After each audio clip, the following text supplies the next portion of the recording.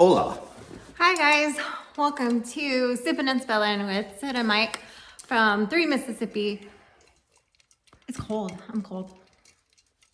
I feel like it's pretty nice. It's like 47 today. I'm chilly today, though. I'm just chilly. Yeah. It's 47, and I'm saying it's nice. It's 47 Well, I mean, it's still pretty chilly. outside. It's chilly, but Yeah. I'm just also today, like, I think I'm just more susceptible to the cold today. I just feel like I am. Over other days. Because my headache was so bad today that it made me like sensory overload. I feel like. Well, I don't know if you guys saw 3 Mississippi, but the video that we posted this morning, we got the strawberry plants in the ground. We got that row done and got them planted, got the low tunnel hoops in place, and then put frost protection blankets over it. So they're ready to do their thing with minimal work from here on out until spring. I did go ahead and finish setting up the irrigation. I haven't put a timer out there yet, but I can do that one day this week. And then, for the most part throughout the winter, I probably won't have to water them. But if I need to, I'll be able to.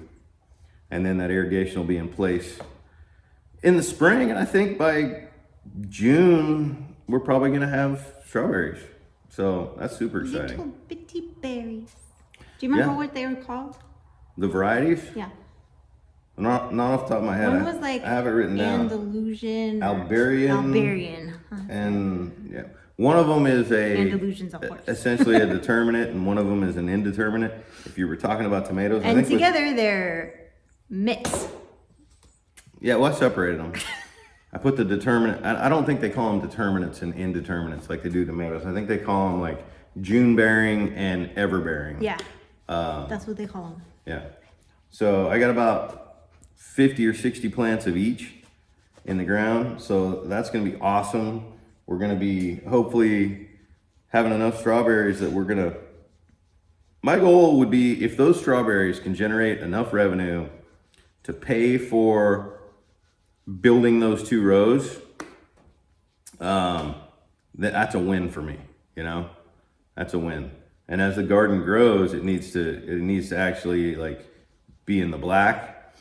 But if I can just have it break even, there's something about sipping and spilling. You always yawn. I can't sit still. I think that's part of it. I can't sit still. Gunfire. There's gonna be some more gunfire on the property this afternoon. Yeah. It's okay, Bong. He's like, I heard gunshots. He comes running. Yeah, I took Frankie out yesterday, and we put up a target that is actually just a big giant photograph of a deer, and we put that thing out at 100 yards, and it's very different than shooting at a bullseye or a target that shows you exactly where to put the bullet. No. Now you're looking at the photograph of an animal, and you got to decide where to put the bullet. And she did not like where she was punching holes in the paper, so we agreed not to hunt yet. And we're gonna practice some more this afternoon. I think she's struggling with being able to see because she wears glasses. So it's hard for her, I think, with the scope and not wearing her glasses, and the scope and wearing her glasses. Like both are not allowing her to see like well enough. I don't know. Like that's a different issue. I'm glad you said that. So- I'll run through some tests with her this afternoon. Yeah, I think that's what her struggle is, to be honest, because she's never had a problem hitting where she was trying to hit before. She also has never shot 100 yards. Right, but she's having a hard time seeing where she's supposed to hit. Because she's driving tacks at 50 yards. Right. But at 100 yards, I don't think she has realized that the tiniest bit of motion equals a lot the farther down the line you are. And, yesterday was the first day that we've put the target out 100 yards for her. And one of the shots, the first shot she made would have been a neck shot. It would have probably been a jugular shot, but we'd have been tracking that animal a while. So anyway, she's like, yeah, I'm not ready. Yeah, I was proud of her. She was like, Mom, I don't think I'm ready. Like, I need more practice. And she's like, the last thing I want to do is wound the animal. I want to clean, like, and I was like, okay. Yeah. That is 100% a good reason to hold off and wait a little We bit have longer. so much time. Yeah. Deer season goes through January, like middle of January. Yeah. So we got all kinds of time. I want her to be confident. Yeah. The last thing I want is for her to have a bad experience with that first one. Because that first one, that's, it really sets the tone. Yeah. Although one of her good friends got one yesterday morning. Yeah. So she's fired up to like get it dialed in now so that she can go do it. But she just is she's very adamant that she wants to make sure that she can get the job done. She wants to be confident. Quick and clean, Yeah. and not have to, not wound it. So And I agree 100%. I do too. Yeah. I am not in a rush, to get a deer in the freezer, so much so that we're gonna do something, wrong. Right. And I could go out there and whack one right now, probably, but I'm not in a rush, and I want her to get the first one out here. So, she's off all this next week. So, I'll probably take a little bit of time each day, take a break and go out and put a few rounds downrange with her.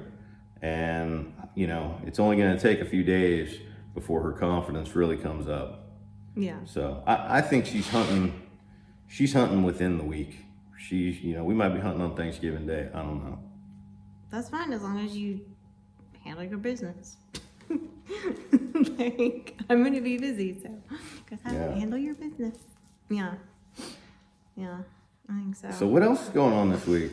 We're going to set up some microgreen trays. Yeah, I've got some seeds started. They're not microgreens, they're seeds for the garden.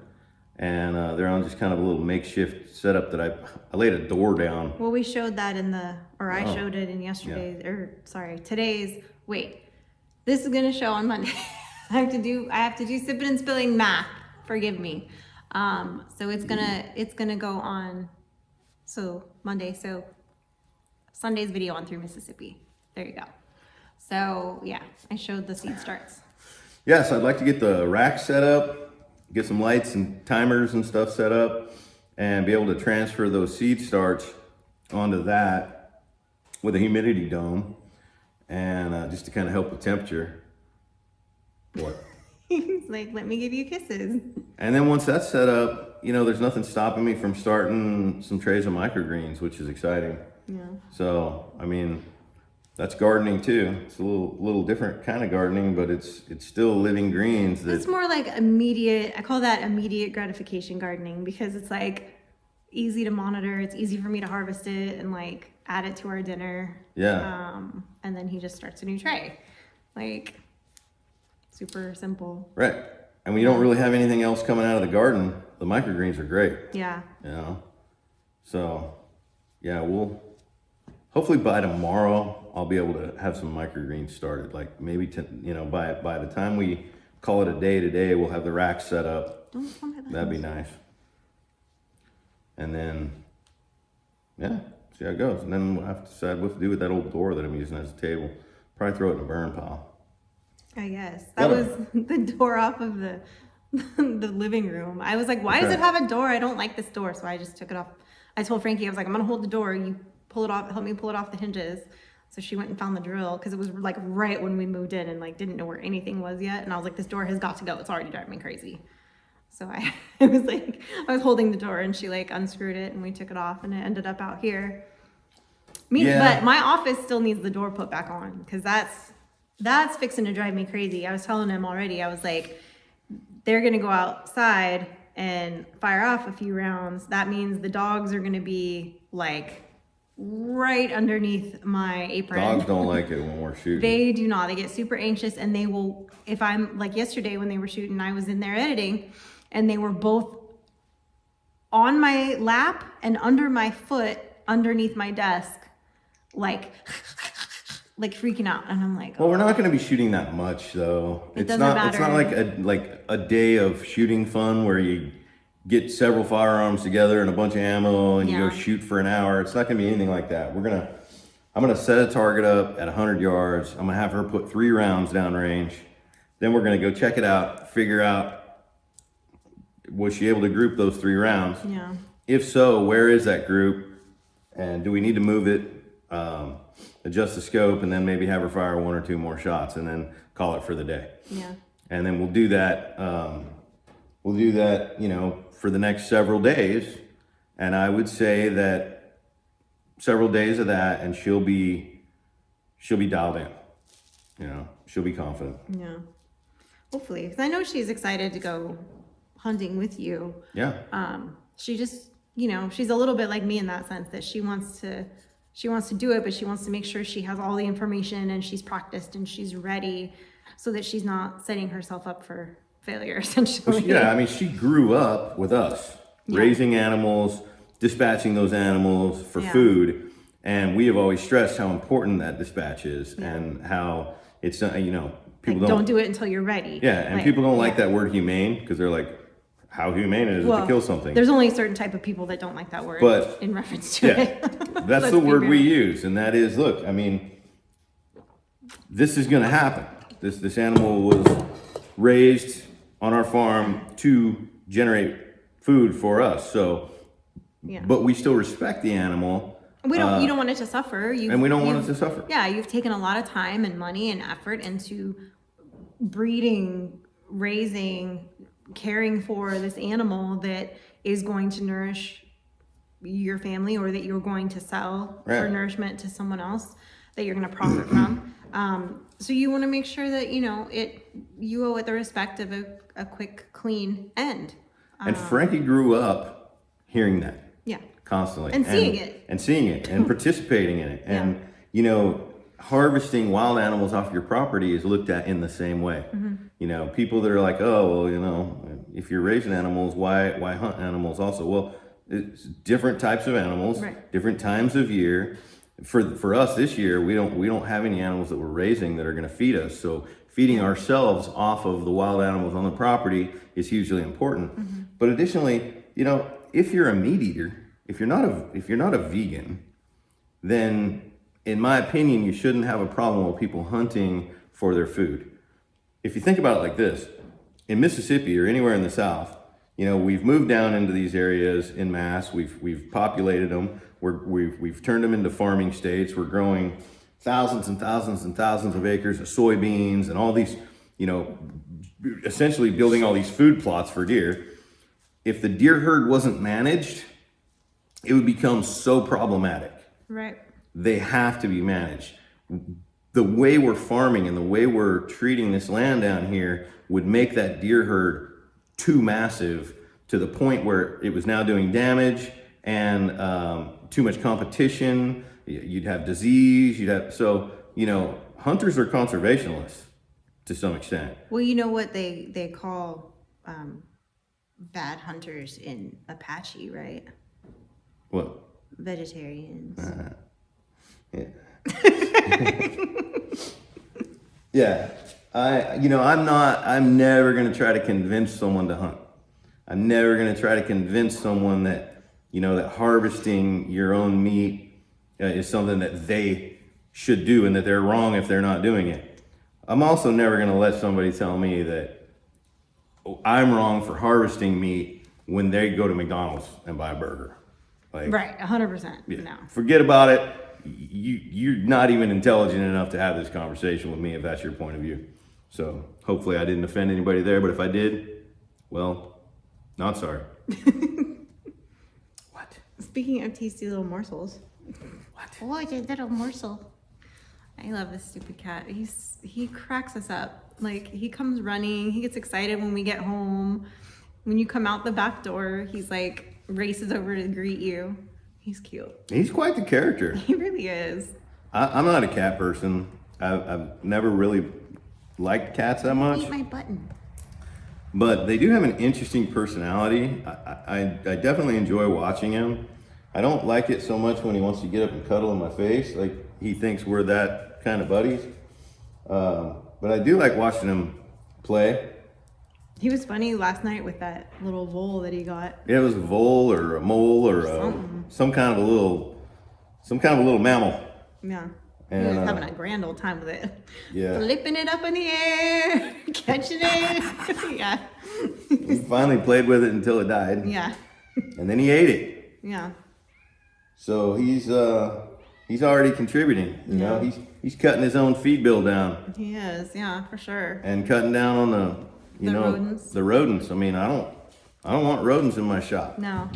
So. And he's good. Like he kind of just stays. Like he has his little areas he stays in. So he's gone like further and further out of his little circle, but he still comes every time you call him.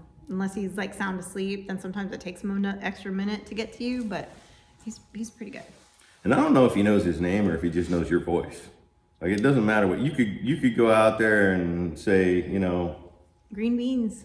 I don't know. Kathmandu, and he'd come running. I don't know. Maybe. I don't know. He's very friendly though. I feel like a good kerosene heater or propane heater In here. would be nice in the shop. Yeah. Because we're about to put these racks together in the shop. It'd be nice to be able to pull these doors down, turn on a directional propane heater, and be toasty. Well, I'm gonna go change before you do that because I still have my church clothes on. So I So got my son to go to meeting clothes. yeah. So I'll go in and like put on sweatshirts and another jacket or something and Yeah, maybe get some mitts. oh yeah, my gloves. Get my gloves out.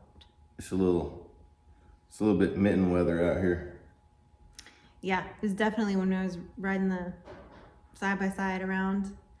I was like, ooh, I'm glad I thought to dig these out because they really do help.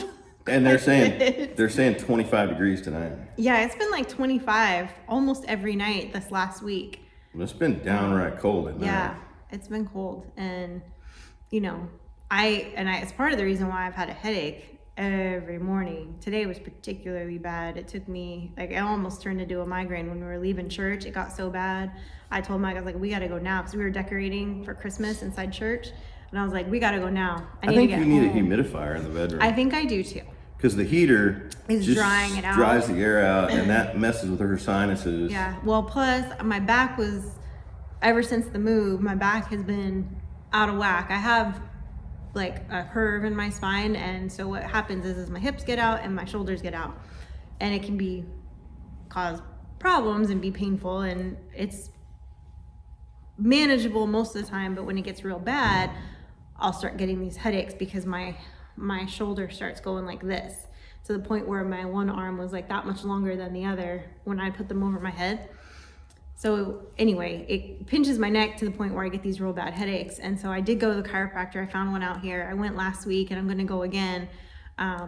But I knew it was going to take more than one session to make it functional again. So that's part of the reason why I've been having these headaches pretty much every day. But today was a doozy. Today I was like, whoa, Nelly. Whoa, Nelly. Yeah. And it's better. It's like I can function with it right now. Earlier this morning, I was not functioning so well. I was like almost like I don't even want to go to church because it hurt so bad. All I wanted to do was crawl back in bed, but I powered through. I did good. And then we we went to Sunday lunch after church, and we stayed there a lot longer than we normally do.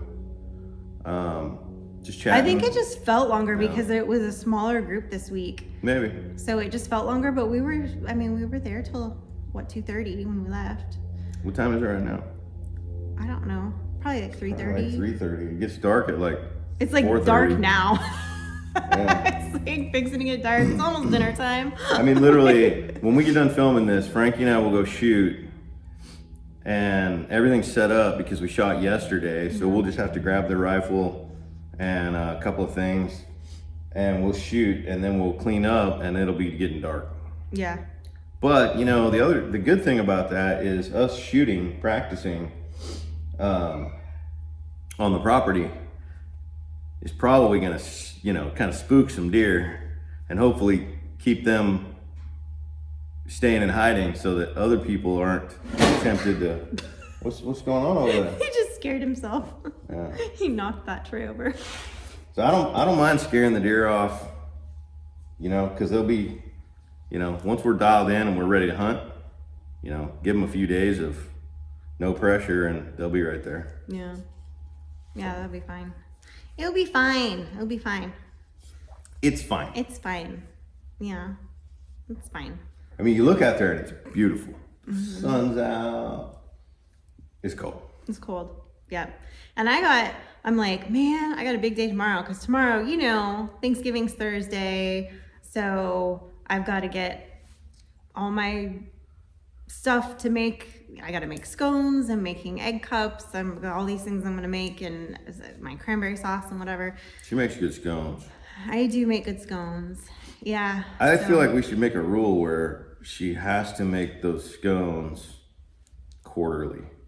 Quarterly. Yeah. My goodness. Like, they're a lot of work. Like quarterly maintenance. Like to make sure that you are practicing them, the recipe stays dialed in. The recipe's dialed in. That's easy. I've been making them for years. Just to make sure that they're gonna be right come the holidays, you gotta make them once per quarter. I don't know about that. But yeah. Great idea. I gotta get all the stuff that I need for whatever I have to make for the week, because then like right after Thanksgiving, we have our Christmas parade at church, and I gotta make a big old thing of soup. So I gotta figure out all the extra stuff outside of the fresh things that I need to make that. That's on the 6th, right? Mm-hmm. Yeah, I still gotta put in, I need to take like a half day off for that. And then the next day, I have to make a side dish for the church Christmas dinner on youth night. So I need to make something for that too. So I'm like, oh man, I gotta really like figure out all the things I'm gonna make and like go through my recipes and pick it all out. And I'm kind of looking forward to this thing on the 6th because we haven't been here through a holiday season yet. Mm-hmm. So apparently there's a little parade in the town, mm-hmm. and it's cold outside. So we do it like we open the doors to the family center at the church, and anybody that's at the parade can just come in and get hot a bowl soup, of soup, whatever. And come inside out of the cold. And so we kind of take turns, like, you know, everybody's gonna have, well, like people have signed up to bring soup. I'm gonna bring soup, and then some people will sign up for like, oh, I'm gonna help mingle and greet people. And ooh, I should do that because I'm a talker. That's the truth. You are. Yeah. And then we need servers, so people like can serve the soup to people, and then Frankie can do that. And then people to help clean up afterwards. So I don't like doing that. I told Miss Betty I usually end up staying and helping with whatever when I'm there. I don't clean up after myself. Why would I clean up after someone else? 100% can attest to that. I will help make the mess all day long. All day long. Yeah. Yeah. Like there's times where I'm like, I'll come in the kitchen and I'll be like, really guys? Well, the other night I yelled at them preemptively, and they actually did sort of clean up after themselves because they decided they were going to I washed the pans and everything after I was done. Yeah. You came in there like with snakes coming out of your head well, I had multiple reasons for being irritated. But they decided to make dinner themselves. He asked Frankie if I was eating dinner. I was going to make dinner for everybody, but I was still finishing what I was doing, and Frankie bailed on me. She was helping me, and then she got... I didn't know any of this. Yeah. All I knew was Frankie was in the kitchen making her own dinner, and it was about the time that we usually eat dinner. Yeah, so but I was like, hey, been, Frankie, is your mom fasting tonight, or what's going on? No, I was about and she's like, yeah, you know, Mom. Yeah, that's okay. not accurate. So I guess we're all fending for ourselves. That's cool. No. Let's get some pans out. Let's have breakfast for dinner. There's some eggs. You know... Whoo, Syd come in there. Don't you guys make a mess in my kitchen. I had literally just cleaned the house from top to bottom and scrubbed the kitchen because they had done some other project in there. Oh, I think it was when he was making his hot sauce. It was like every single thing we owned was dirty. And I was like, don't do that again. Well, that's a little bit of an exaggeration. I know I didn't use all the cups. Or the soup bowls. Okay, yeah, but like a lot of things were dirty. And just kind of left everywhere. When I walked back in the kitchen, I was like, no. Yeah, which you had a little bit of a fail with your hot sauce this week. I did. Which is a bummer. He has never done this before. When he's made his never once. You know, and I've been bragging about my hot sauce to people lately, and I made my first batch since we moved here, and at the very end, I just had a math fart. Well, he gives it to me to try. He's like, here, taste this. And I taste it, and I'm like, something's off. Like it's got a weird like texture or consistency to it. It's almost like slimy. Like I didn't know how else to describe it. And he was like, oh no, and he tasted it and he was like, oh, I put too much xanthium gum. Well, I went and I double checked my recipe and I doubled the xanthium gum. Yeah. I put twice as much xanthium gum as I was supposed to. Yeah, and it made it like snot. Yeah. I don't know how else to, it was like slimy snot. So I put like, I think I The flavor was amazing though. It tasted good. No, it's good flavor. The texture was like everything made your right brain up, go like this. Right up to that last step. After I'd strained it, after I'd done everything, the last step is to put it in the blender and add a little bit of xanthium gum, like 1/8 of a teaspoon per cup. And actually, I think I did 1/2 teaspoon per. But it's fine because anyway, I ruined it. Yeah, he ruined it. But it's okay because he's gonna make another batch and then we'll just put it all together and then You're right. separate it. I So put basically, no xanthium gum essentially in that watering batch. it down. Yeah. Yeah. So and cut it with that. yeah. So then that should even it back out to the normal amount. Hopefully. And the xanthium gum, for those of you that don't know, it if you just leave, and we've done this too, where you just leave the hot sauce without the xanthium gum, it basically will separate the liquid from the solid.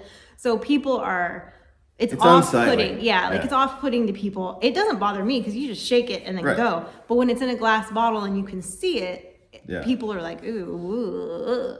So, but the xanthium gum keeps it from separating. But if you put too much in it, it's like drinking someone's loogie. So, whoa! Lesson learned. On that note. All right, thanks for hanging out with us, guys, on Sippin Spillin. I know this is Thanksgiving week, so I hope that you are taking a moment to be thankful this week for everything that you have and your friends and your family and some of the things that maybe we take for granted. So thank you, guys, and we hope you have a blessed week, and we will see you tomorrow.